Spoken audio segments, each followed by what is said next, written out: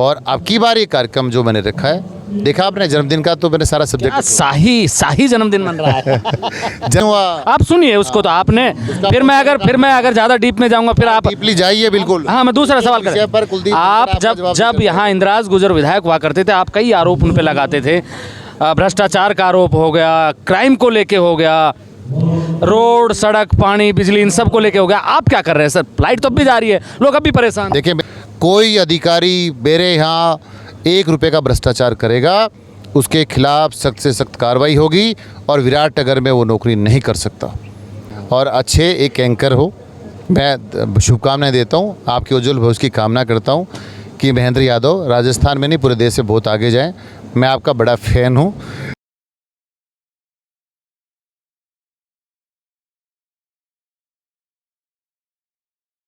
विराटनगर में कल राजस्थान सरकार खुद चल के आ रही है।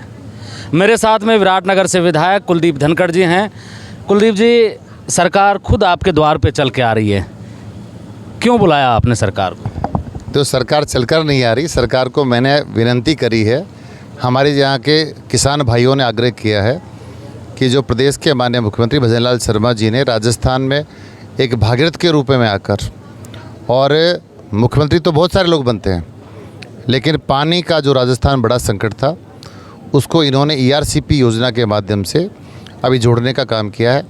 मेरे क्षेत्र के 3 बड़े बांध, जिसमें पहले कांग्रेस के समय में जो DPR बनी थी उसमें जमारामगढ़ का नाम था, उसके बाद मेरे विराटनगर में, कोटपूतली में, अलवर में, बानसूर में कहीं कोई नाम नहीं था।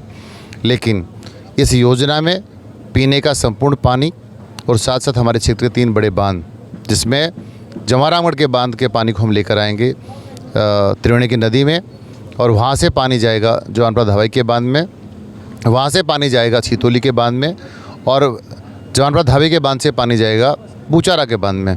मैं बताना भी चाहता हूँ आपके माध्यम से कि इन तीनों बड़े बांधों को जोड़ने से हमारे शाहपुरा विधानसभा के जनता को लाभ होगा, विराटनगर को तो लाभ हो ही रहा है संपूर्ण, इसके अलावा कोटपूतली विधानसभा की जनता को लाभ होगा, बानसूर विधानसभा का जो पार्ट है नारायणपुर का, वाल मंडावरा का, इसको संपूर्ण लाभ होगा। ये इसमें कई विधानसभाओं को लाभ इन बड़े बांधों से जोड़ने से हो रहा है। तो माननीय मुख्यमंत्री महोदय का कल हम सब क्षेत्रवासियों की ओर से, किसानों की ओर से, नौजवानों की ओर से, महिलाओं की ओर, 36 बिरादरी के लोगों के द्वारा माननीय मुख्यमंत्री महोदय का स्वागत किया जाएगा, धन्यवाद दिया जाएगा, और यही कार्यक्रम हमने यहाँ रखा है। उसमें माननीय मुख्यमंत्री महोदय कल यहाँ पधार रहे हैं। कुलदीप भाई, कई लोग चर्चा करते हैं इस बात को लेके कि ERCP की योजना बहुत अच्छी है, लोगों के काम आएगी, और हर आदमी इस बात को चाह भी रहा है।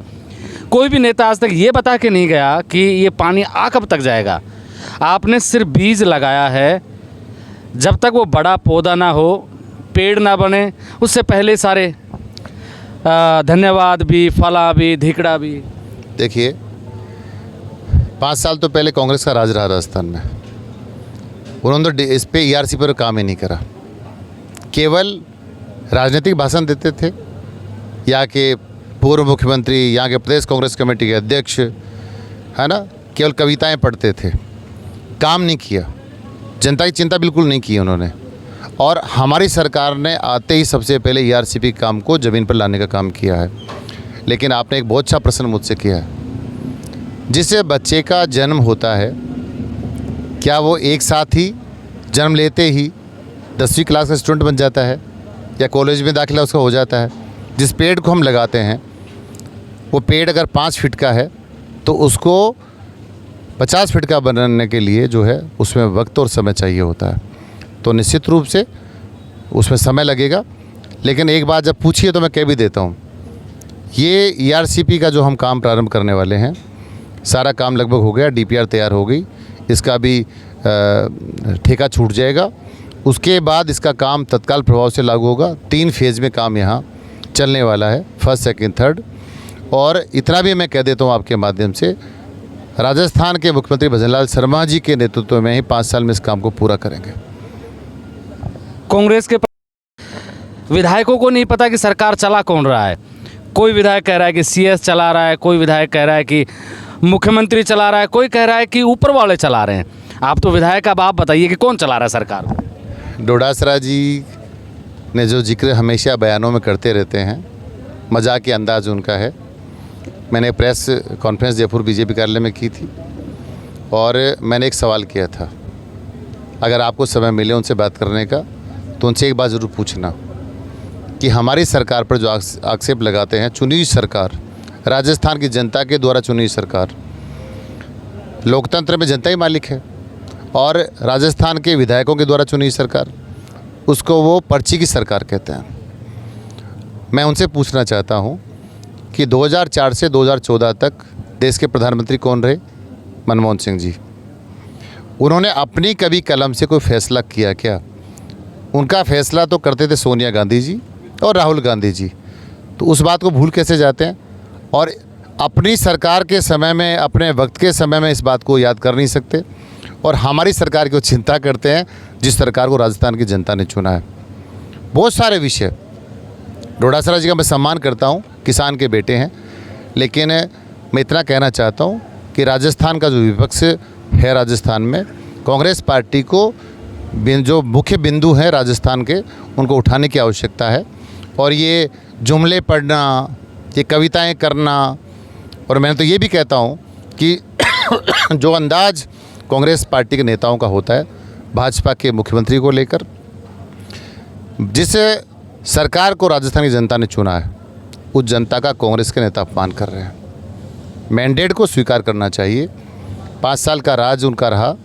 हमने तो हमेशा जो आम आदमी के विषय थे, आम आदमी के जो बहुत सारे विकास के मुद्दे थे, हमने विपक्ष के नाते राजस्थान में उठाने का हमारी पार्टी ने काम किया था। लेकिन वो अपना दायित्व है, उस दायित्व का निर्वहन नहीं करे, केवल और केवल वो बयानबाजी करते। ज़मीन पर कांग्रेस का कोई काम नहीं। मदन दिलावर जी शिक्षा मंत्री हैं, उनके भी कई बयान आजकल चर्चाओं में हैं। डीएनए के बारे में चर्चाएं कर रहे थे राजकुमार रोत और आदिवासी लोगों के बारे में कि इनका डीएनए वो नहीं है जो होना चाहिए या इनके डीएनए में कोई खोट है। इस बयान को किस तरीके से देखते हैं? देखिए, ये पार्टी का बयान तो था नहीं, मैंने बयान सुना भी नहीं है, और ये बयान उन्होंने दिया है तो व्यक्तिगत रूप से वो स्वयं उसका संबंध रखते हैं। हमारे इस बयान से कोई लेना देना है नहीं। और मुझे प्रेस के कुछ साथियों ने पूछा भी था पार्टी कार्यालय में भी, मैंने कहा आज तक बयान सुना भी नहीं है। और मैं तो, हमारी पार्टी हमेशा उन विषयों को लेकर आती है जो जनता के विषय होते हैं। हमें करना क्या, हमारी प्लानिंग क्या है, उस विषय पर हम काम करते हैं।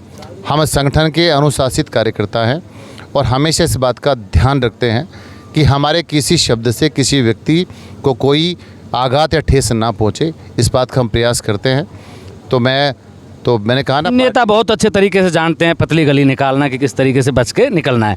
एक अंतिम सवाल, लोगों के बीच में चर्चा है कि जिस तरीके से लोकसभा के चुनाव हुए और 11 सीटें बीजेपी के हाथ से चली गई, अब चर्चा ये है कि बीजेपी का प्रदेश अध्यक्ष बदलने वाला है, किसी जाट को बनाया जा सकता है और उसमें कुलदीप धनखड़ का भी नाम चलकर आ रहा है। लोगों के बीच में कानाफूसी है। अब आप ही बता दीजिए कि इसमें सच्चाई कितनी है? देखिए, राजस्थान में जो चुनाव हुआ, पूरे हिंदुस्तान में जो चुनाव हुआ लोकसभा का, हमारी तो वो पार्टी है, जब पहला 1952 में चुनाव हुआ था हमारे देश में, तब हमारी 3 सीटें थी।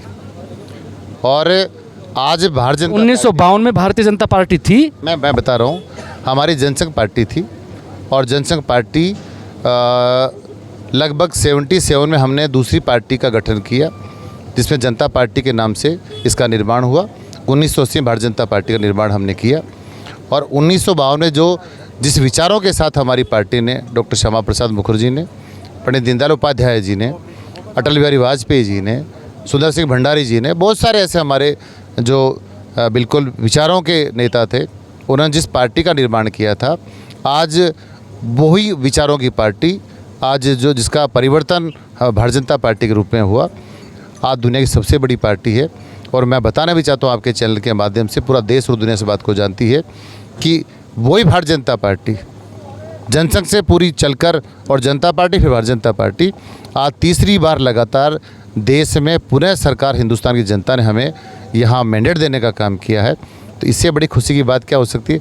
केवल प्रदेश की बात क्यों कर रहे हो? क्या कांग्रेस की कभी यहाँ 23 सीट नहीं होती थी क्या? कभी कांग्रेस की 24 सीटें यहाँ लोकसभा में जीती नहीं थी क्या? आज उनका परिणाम क्या है? आप देखिए, ये गत 5 सालों में जो इन्होंने किया, जनता के साथ जो धोखा करने का कांग्रेस पार्टी ने जो काम किया, इनके नेता 5 साल में आपस में कुर्सी के लिए झगड़ा करते रहे। अशोक गहलोत जी और सचिन पायलट जी। विकास का राजस्थान का सारा काम रुक गया था, तो कहाँ चले गए थे लोग। दूसरा एक विषय पे और आता हूँ, बार बार जो डोडासरा साहब कहना चाहते हैं, बहुत राजस्थान प्रदेश कांग्रेस कमेटी के शोम अध्यक्ष भी हैं, विधायक भी हैं, सरकार में मंत्री भी रहे। जब सरकार में मंत्री थे और उन्हीं के मुख्यमंत्री के सामने पर्ची और खर्ची की बात जो चलती थी, या आपसे कुछ छुपी हुई है क्या? राजस्थान जानता था। और ये बार बार की पर्ची की सरकार। डोडासरा जी से भी जाकर पूछ लेना कि जब ये दोनों का झगड़ा गहलोत जी का और पायलट साहब का चल रहा था, उस समय आपके नाम की पर्ची किसने भेजी थी? और जिन्होंने आपकी पर्ची भेजी उनके खिलाफ जाकर सबसे पहले अगर आपने कोई पाड़ा बदलने का काम किया तो भी गोविंद सिंह डोडासरा साहब ने किया है, उनसे जाकर ये पता कर लेना। आप बात को बहुत ज़्यादा घुमा गए हो। प्रदेश अध्यक्ष की देखिए, मैं एक संगठन का कार्यकर्ता हूँ। मैं लगभग 1997 से लगातार भारतीय जनता पार्टी के कार्यकर्ता के रूप में बहुत सारे दायित्वों का निर्वहन मैंने करा। पहले 97 में मैं किसान मोर्चे का प्रदेश का मंत्री रहा, फिर पार्टी का जिले का जयपुर देहात का उपाध्यक्ष रहा, फिर मैं 5 साल तक प्रदेश का महामंत्री किसान मोर्चे का रहा, फिर बहुत लंबे टाइम में 2014 तक किसान मोर्चा में प्रदेश का उपाध्यक्ष रहा और राष्ट्रीय कार्यकारिणी का सदस्य भी रहा टीम का। और 2014 में मुझे दायित्व मिला प्रदेश का महामंत्री होने का, और मैं 2017 तक मैंने काम किया संगठन में। उसके बाद मैंने चुनाव लड़ा और 2023 में फिर वापस मैंने चुनाव लड़ा। अभी मुख्य प्रवक्ता के नाते प्रदेश में मुझे संगठन में काम करने का दायित्व हमारे शीर्ष नेतृत्व ने दिया है, राजस्थान के सभी नेताओं ने दिया है। उस काम को मैं पूरा कर रहा हूँ। रही बात मेरी, मैं बहुत ज़्यादा अति महत्वाकांक्षी कार्यकर्ता नहीं हूँ। आप देख रहे हो मैं कितना खुश हूँ, हमेशा पहले भी कितने वर्षों से आप मुझे जानते हो। मुझे मज़ा आता है गाँव के बीच में बैठने का, मुझे आनंद आता है मेरे अपनों के बीच में बैठने का। और मुझे पदों का शौक़ पहले भी कभी नहीं था, आज भी नहीं है और कल भी नहीं रहेगा। जो पार्टी मुझे आदेश देगी उस आदेश की कुलदीप धनखड़ पालना करेगा। जिस रूप में मुझे पार्टी चाहे वैसे काम ले सकती है। और बहुत लोग भगते हैं, कौन नहीं भगता? ये ले लूँ मैं प्रदेश का अध्यक्ष बन जाऊँ, मैं सरकार में मंत्री बन जाऊँ।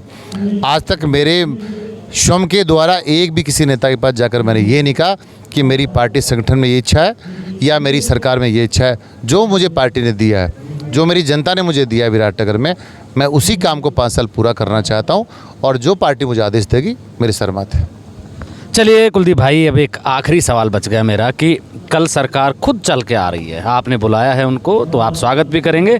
आपका जन्मदिन भी है, तो उसके लिए पहले से बहुत बहुत बधाई आपको। देखिए, मैं हर वर्ष हमारे कार्यकर्ता और जनता के द्वारा कार्यक्रम आयोजित होते रहे हैं। जन्मदिन के अवसर पर भी कार्यक्रम होते रहे, होली मिलन समारोह के अवसर भी कार्यक्रम होते रहे। और अब की बार ये कार्यक्रम जो मैंने रखा है, देखा आपने जन्मदिन का, तो मैंने सारा सब्जेक्ट शाही जन्मदिन मन रहा है। जन्मदिन नहीं, ये सारा केवल और केवल कार्यक्रम ERCP की योजना को यहाँ ज़मीन पर लाने के लिए या जोड़ने के लिए। ERCP को हटा के अगर बात करें तो अब जब सरकार चल के आएगी तो अब क्या क्या यहाँ के काम हैं जो करवाएंगे? और खुल के बताइए कि कॉलेज खुलेगा, स्कूल खुलेगा, ये होगा वो होगा। गुमराह मत करिए जनता को। मैं कभी गुमराह करता ही नहीं हूँ। ये तो कांग्रेस के भाइयों से क्या करवाएंगे विराटनगर? देखिए, ये कांग्रेस के लोग गुमराह करते हैं, मेरे तो खुला फंडा है सीधा सीधा। हाँ, बता दीजिए कि विराटनगर के लिए क्या होगा। देखो, मैंने जनता से वायदा करा था, मेरे बहुत सारे विषय विराटनगर के हैं। और जितने मुद्दे राजस्थान में होंगे उसमें कुलदीप धनखड़ बेबाकी के साथ किसानों के लिए, युवाओं के लिए, महिलाओं के लिए सरकार को मुझे आग्रह करना पड़ेगा, 100 बार करूँगा। विराटनगर जहाँ जनता ने मुझे आशीर्वाद देने का काम किया है, जो जनता ने दायित्व मेरे कंधों पे दिया है, मेरा दायित्व और धर्म ये बनता है कि जो जितनी मेरी समस्याएं हैं, मैंने कहा ना, सबसे बड़ा बिंदु पानी का, पानी के बिना कुछ नहीं। खत्म हो गया वो तो ERCP खत्म नहीं हुआ। आप सुनिए उसको तो आपने, फिर मैं अगर ज़्यादा डीप में जाऊंगा फिर आप डीपली जाइए। बिल्कुल। हाँ, मैं दूसरा सवाल कर, आप जब यहाँ इंदिराज गुजर विधायक हुआ करते थे, आप कई आरोप उन पे लगाते थे। भ्रष्टाचार का आरोप हो गया, क्राइम को लेके हो गया, रोड, सड़क, पानी, बिजली, इन सब को लेके हो गया। आप क्या कर रहे हैं सर? लाइट तो अब भी जा रही है, लोग अब भी परेशान। देखिए, मेरी बात सुनो, मैं विरोधी था VCR का। किसान के खिलाफ सरकार को VCR भरती है, उसके खिलाफ रहा हूँ मैं। मेरी सरकार राजस्थान VCR अभी भर नहीं रही है। कांग्रेस ने पाप कमाया, हमारी सरकार पाप नहीं कमा रही। लेकिन मेरी जनता से और सब लोगों से अपील है कि जो हमारे पास बिजली आती है उसमें हम सरकार का सहयोग भी करें उसमें कम से कम भाई मेरा सवाल सुनिए, मैं पूछ रहा हूँ कि आपने भ्रष्टाचार के आरोप लगाए, उन अधिकारियों पे कार्रवाई हुई क्या? वो अब तक यहीं जमे हुए हैं। लेकिन एक एक विषय पे आ रहा हूँ ना, आप बोल रहे तो मैं आऊँगा, या तो आप ये बताइए भाई, इस विषय का जवाब आपको देना नहीं है। मैंने जिन विषयों पर हमेशा कांग्रेस शासन में उनके खिलाफ जो मैंने बिंदु रखे थे, अब कानून व्यवस्था की बात मैं करता हूँ। कितने घटनाक्रम आपके सामने पहले हुए थे, आपने कांग्रेस के पूर्व विधायक से भी बहुत सारे बयान लिए थे, मेरे साथ भी कई आपने इंटरव्यू किए, अब फिर आपका इंटरव्यू हो रहा है। मेरे 2 घटनाक्रम यहाँ विराटनगर में हुए। एक बार एक बहन को गोली मारी गई, 24 घंटे में उन्हें जो ऐसे गुंडे थे, असामाजिक तत्व थे, उनको गिरफ्तार करवाकर उनका ढंग से इलाज करवाकर, आपने देखा था उनका वीडियो, भाई जी बाढ़ कटवा कुटूर वहाँ को इलाज करके आने और पूरे बाजार में घुमाया। ये कानून व्यवस्था है, ये राम राज्य है। एक घटनाक्रम मेरे इस्माइलपुर में यादव समाज के एक कार्यकर्ता के ऊपर हमला हुआ, गोली कांड हुआ, 6 लोग तत्काल मैंने 24 घंटे में गिरफ्तार करवाए। कांग्रेस के शासन में 8-8 महीने तक यहाँ गिरफ्तारियाँ नहीं होती थी, इतने सारे मामले। ये फ़र्क है कांग्रेस राज का और भाजपा के शासन का। भ्रष्टाचार पे मैं आज फिर कह रहा हूँ, अगर कोई एक ऐसा विषय, कांग्रेस के नेताओं को पूरी छूट है और सब कार्यकर्ताओं को साक्षी मानकर एक बात कहता हूँ, कोई अधिकारी मेरे यहाँ 1 रुपये का भ्रष्टाचार करेगा, उसके खिलाफ सख्त से सख्त कार्रवाई होगी और विराटनगर में वो नौकरी नहीं कर सकता। ये कुलदीप धनखड़ जो कमिटमेंट करता है, उस कमिटमेंट को पूरा करता है। अगर मुझे एक भी कार्यकर्ता अगर कहता है इस बात के लिए, तो तत्काल प्रभाव से मैं उसका एक्शन लेता हूँ। और रही बात आप अधिकारियों की जिनकी बात करना चाह रहे हो, जो भावरू भी चेंज हुए, SHO विराटनगर भी चेंज हुए, SDM पावटा भी नए आए हैं, SDM विराटनगर भी नए आए हैं, तहसीलदार पावटा भी नए आए हैं, अधिशासी अधिकारी भी यहाँ नए आए हैं, पानी विभाग के एक्शन भी यहाँ नए आए हैं, आपके अन्य विभागों के AENs हैं, JENs हैं, वो भी बहुत सारे नए आए हैं। आप बताइए मेरे को, कांग्रेस के राज में तो यहाँ जातिवाद चलता था, पूछना उन लोगों से भी कितने कितने पद हैं और कौन कौन लोग लाकर बिठाए। और अभी मैं खुली छूट देता हूँ, मेरे यहाँ विराटनगर में मैंने सभी ऐसे, देखो नेता की और अधिकारियों को जाति नहीं होती, लेकिन मैंने वो काम किया है यहाँ कि जो 15 साल में लोगों ने नहीं किया, उसकी शुरुआत कुलदीप धनखड़ ने करी है। आज मैं सभी ऐसे ईमानदार अधिकारियों को लाने का मैंने प्रयास किया है और एक बात खुलकर कह देता हूँ, जो बेईमानी करेगा उनके खिलाफ सख्त से सख्त कार्रवाई होगी और विराटनगर को ऐसा नौकरी नहीं कर सकता हो। कल विराटनगर विधायक कुलदीप धनखड़ जी के घर पे अभी आपका इंदिरा से इतना प्रेम रहा है कि अभी भी आप नहीं सर, मेरा जो वो विधायक थे, विधायक बोलते बोलते आदत हो गई। अभी भी आपका प्रेम इतना झलकता है कि आपके मुंह से इंदिरा जी निकलता है, इसलिए मैं आपको भी सलाह देखो पत्रकार हमेशा विपक्ष का सहयोगी रहता है। हाँ, ले अभी भी वो विपक्ष में है। पहले भी आपने बहुत सारे इंटरव्यू करे, मैं धन्यवाद देता हूँ। एक अच्छे कार्यकर्ता हो आप और अच्छे एक एंकर हो, मैं शुभकामनाएं देता हूँ, आपके उज्जवल भविष्य की कामना करता हूँ कि महेंद्र यादव राजस्थान में नहीं पूरे देश से बहुत आगे जाएं। मैं आपका बड़ा फैन हूँ, लेकिन अब आपके मन में जो है ना भाव, देखिए जब आप सत्ता की कुर्सी पे रहेंगे, मैं सवाल पूछूंगा आपसे। मैं कब कहता हूँ मेरे सारे सवाल, और अगली बार एक बात और कहता हूँ, जो आपके सटीक सवाल, जितने राजस्थान के सटीक सवाल ढूंढ कर ला सकते हैं वो ढूंढ कर लेकर आना। और मैं कांग्रेस की बातें इसलिए अब जिक्र नहीं करना चाहता कि राजस्थान की जनता ने उनको निपटाने का काम कर दिया, बीजेपी को मैंडेट देने का काम किया। आप बात कर रहे थे, कॉलेजों की बात कर रहे थे, ऐसे पाप इन लोगों ने कमाए। इन लोगों ने पावटा राज से इसका कॉलेज खोला था, इन्होंने सोसाइटी कॉलेज खोल दिया था, स्टाफ नहीं था, भवन बन गए, इन्होंने शिलान्यास भी कर दिए, उद्घाटन भी कर दिए, भवन आज तक नहीं बने। विराटनगर में ऐसा ही हुआ। मैं कहना नहीं चाहता, ठीक है, उन्होंने जो काम किया वो उनकी जाने, जो जनता ने मुझे दायित्व देने का काम किया है उस काम को कुलदीप धनखड़ पूरा करेगा। एक एक काम को पूरा करूँगा। और एक बात समझना भाई जी, कुलदीप धनखड़ जिस बात को कहता है उस बात को पूरी कराने में सक्षम है, पूरा काम कराऊंगा। अभी तो ट्रेलर है, फिल्म तो अभी बाकी है। ये मोदी जी के डायलॉग के साथ में इस इंटरव्यू का अंत करते हैं। आप मेरे साथ देख रहे हैं ब्लैक एंड वाइट सच। मैं महेंद्र यादव। जय हिंद, जय भारत।